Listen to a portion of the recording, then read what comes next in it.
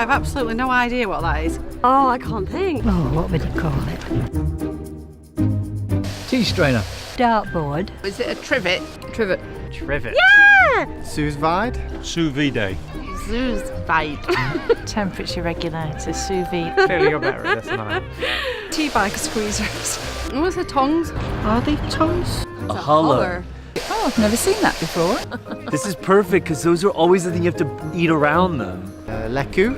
Microwave. Le cul. Maybe some form of drink. Never know. Some sort of grater, I imagine. A peeler. Could be pasta related. Oh, vegetable slicer. Is that mandolin? Oh, never heard of that, but I can see what it is. Coffee strainer. Sieve. Sieve. A conical sieve.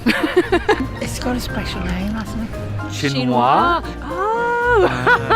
No, I've never seen that before either. I've never heard of any of these. I clearly don't spend enough time in kitchen.